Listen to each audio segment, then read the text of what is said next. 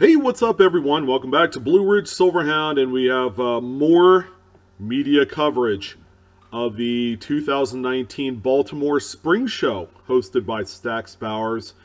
And we're going to take a look at a few more coins, okay, throughout the day. And we're going to look at the notable kind of like really eye-popping type coins, stuff that we don't traditionally see or come across, but it's always good to know exactly what they are. Okay, so in this particular broadcast, we're going to be looking at a very special, a very specific 1937 Canada nickel. Now, the one that you see on screen right here is what you would call the typical looking, 100% composition nickel. All right, this is what, all the way up to, some of the current years, this is the composition that we are used to seeing. However, okay, there was one really neat coin that sold on the Stack's Bowers auction a few days ago. And, well, I'm just going to go ahead and show it to you. Here it is. So you saw the 100% nickel variant of this coin. And now we have one that is struck in bronze? Well, that's crazy. Well, there's an actual kind of good specific explanation as to why this one is in nickel, or in brass rather. And the question is this a mint error? All right, because we're only a few years removed from the 1942 Tomback nickel, okay, which is brass in itself. It's 88% copper and 12% zinc, which makes up that composition of brass. I'm here to tell you that it is not, unfortunately. First of all, the 5-year discrepancy between this 1937 and the 1942 is so long, okay? Here's what I can tell you about this coin. This was actually a trial strike of the adopted design. I'm actually reading it right off of the Stack's Bowers listing.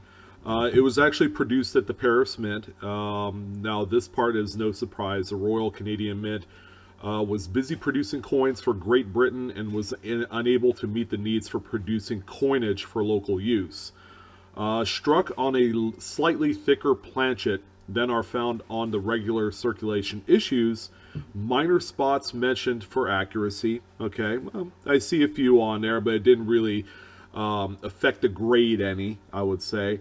It's what they call a flashy proof surfaces type coin, even though it's a specimen strike.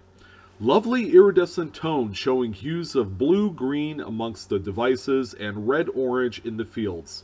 Quite the treat for the specialist of Canada coins.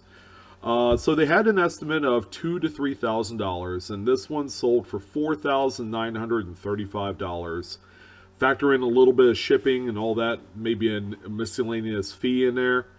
And we're talking about a coin that sold right there about $5,000.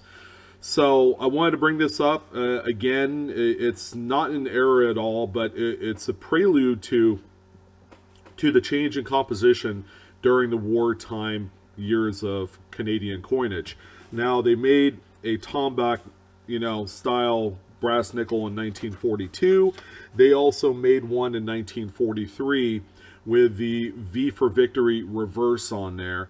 This one right here has the standard beaver reverse. It still has that little dot next to the date, much like the 100% nickel variant of the coin.